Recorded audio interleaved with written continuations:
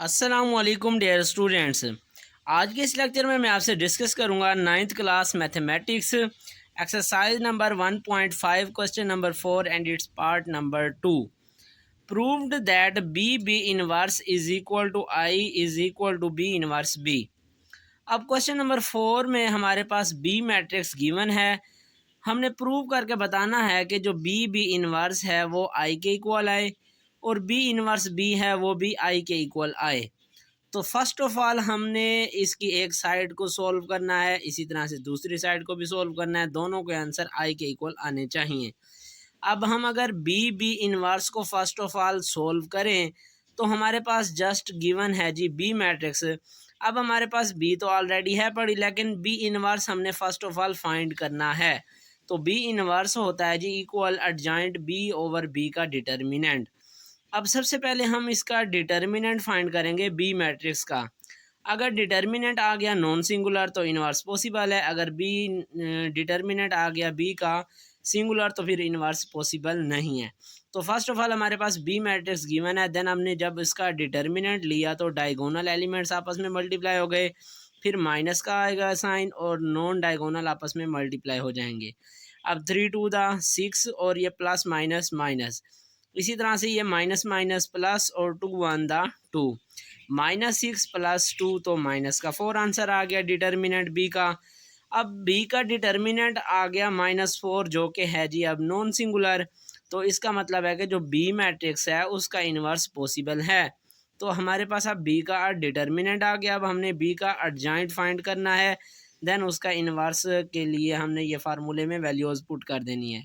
तो नेक्स्ट अब हम बी मैट्रिक्स का एडजॉइंट लेते हैं, फिर उसको आगे मज़ीद सिंप्लीफाई करना है जो हमारे पास ये साइड है एक गिवन जी। तो अब हमारे पास जो बी मैट्रिक्स थी उसका हमने एडजॉइंट अब डायरेक्ट यहाँ पर लेकर लिख दिया। जब एडजॉइंट लेंगे इस मैट्रिक्स का तो डायगोनल एलिमेंट्स एक दूसरे से रिप्लेस हो जाएंगे, -2 3 की जगह पर और 3 -2 की जगह पर।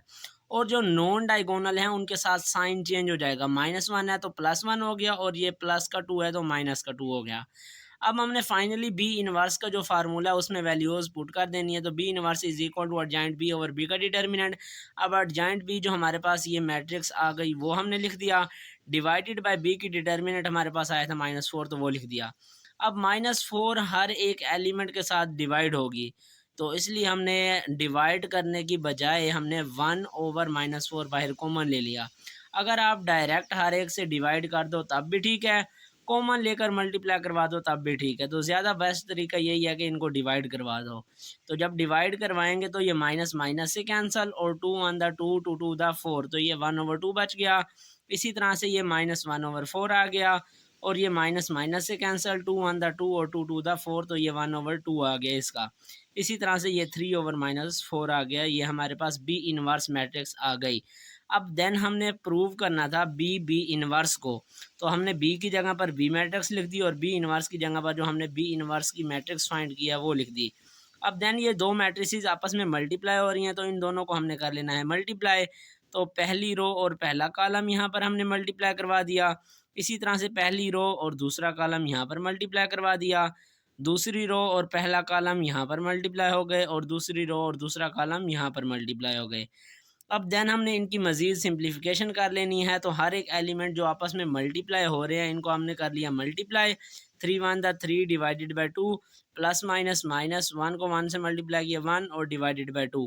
इसी तरह से ये 2 2 से कैंसिल तो बच गया 1 और ये प्लस माइनस माइनस 2 2 से कैंसिल तो जस्ट बच गया 1। इसी तरह से इनको 3 को -1 से मल्टीप्लाई किया तो -3/4 प्लस माइनस माइनस फिर माइनस माइनस प्लस और 3/4 आ गया एज इट इज़।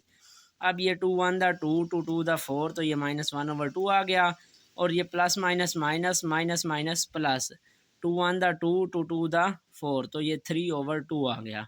अब फिर हमने 1 -1 की जगह पर 0 और ये माइनस का और ये प्लस के सारे कैंसिल तो 0 बच गया। इन दोनों को हमने ले लेने हैं जी अब एलसीएम। अब दोनों एक जैसी हैं तो डिनोमिनेटर 2 एलसीएम आ गया और नोमिनेटर भी वही आ जाएंगे और दरमियान में जो साइन है वो आ जाएगा। फिर इसी तरह से इन दोनों का हमने जब एलसीएम ले लिया तो दोनों एक जैसी 2 हैं, तो इन दोनों का एलसीएम हमारे पास आ गया 2 और नोमिनेटर -1 + 3 आ गया। अब 3 - 1 2/2 आ गया, 0 आ गया, 0 आ गया, और इसी तरह से ये -1 प्लस का 3 तो +2 हो गया डिवाइडेड बाई 2। 2 2 से कैंसिल, 1 बच गया, 2 2 से कैंसिल तो 1 बच गया। अब बी इनवर्स का हमारे पास जो आंसर आ गया वो इक्वेशन नंबर, उसको हमने 1 का आंसर दे दिया, और ये है जी आई के बराबर, जो कि आइडेंटिटी मैट्रिक्स है। अब नाउ हमने प्रूव करना है कि बी इनवर्स बी, एक साइड तो हमने प्रूव कर लिया बी इनवर्स, देन हमने बी इनवर्स बी को प्रूव करना है। तो अब बी इनवर्स की जगह पर बी इनवर्स आ गया, फिर बी की जगह पर बी की मैट्रिक्स आ गई। अब इन दोनों मैट्रिसेस को हमने आपस में मल्टीप्लाई करवा देना है। तो पहली रो और पहला कॉलम यहाँ पर मल्टीप्लाई हो गए, पहली रो और दूसरा कॉलम यहाँ पर मल्टीप्लाई हो गए, इसी तरह से दूसरी रो और पहला कॉलम यहाँ पर मल्टीप्लाई हो गए, दूसरी रो और दूसरा कॉलम यहाँ पर मल्टीप्लाई हो गए। देन अब इसकी सिंप्लीफिकेशन कर लेनी है। तो B inverse B is equal to, अब 3 को 1 से मल्टीप्लाई किया, 3 divided by 2, plus minus minus, 2 1 the 2, 2 2 the 4, तो ये 1/2 आ गया। 3 को 1 से मल्टीप्लाई किया, 3 डिवाइडेड बाई 2 आ गया, प्लस माइनस माइनस 3 आ गया, 2 1 द 2, 2 2 द 4, तो ये 3/2 आ गया। इसी तरह से -1/2 आ गया इन दोनों को मल्टीप्लाई करने से, फिर ये minus minus plus plus plus plus आ गया, और ये 2 1 द 2, 2 2 द 4, तो ये 1/2 आ गया। फिर इसी तरह से ये -1/2 हो गया, और ये plus minus minus minus minus plus, और इसी तरह से 2 1 द 2, 2 2 द 4, तो ये आ जाएगा 3/2। फिर अब हमने मज़ीद इसकी सिंप्लीफिकेशन कर लेनी है। इन दोनों का एलसीएम ले लेंगे, ये कैंसिल हो जाएगा, 0 बच गया, ये भी कैंसिल हो गया, 0 बच गया, इन दोनों का भी एलसीएम ले लेंगे। फिर मज़ीद इसकी हम सिंप्लीफिकेशन करके लिख देते हैं। नेक्स्ट अब B inverse B is equal to, इन दोनों का एलसीएम ले लिया और नोमिनेटर एज इट इज़ आ गए, और ये हमारे पास 0 0 आ गए। अब 3 - 1 2 डिवाइडेड बाई 2, और 0 आ गया, और ये भी एज इट इज़ 0 आ गया। -1 प्लस 3, तो प्लस का 2/2 आ गया। अब ये 2 2 से कैंसिल, तो 1 और 0 आ गया एज इट इज़, ये 0 आ गया एज इट इज़, और ये 2 2 से कैंसिल, तो जस्ट बच गया 1। अब ये बी इनवर्स बी हमने फाइंड कर लिया, इसका ये आंसर आ गया मैट्रिक्स, जो कि अब है जी आइडेंटिटी मैट्रिक्स के इक्वल।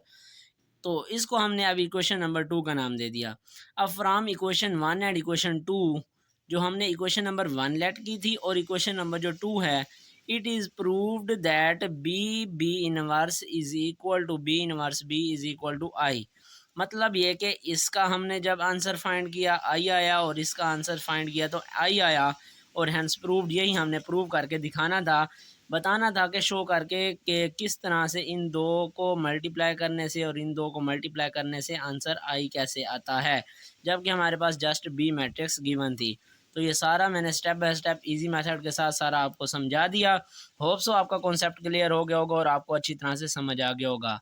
तो उम्मीद है कि आपको वीडियो लेक्चर पसंद आया होगा। वीडियो पसंद आए तो वीडियो को लाइक कर दें, अपने क्लास फेलोज़ दोस्तों तक इसको ज़रूर शेयर करें ताकि वो भी इससे फ़ायदा हासिल कर सकें। तो मिलते हैं नेक्स्ट लेक्चर में, तब तक के लिए अल्लाह हाफिज़।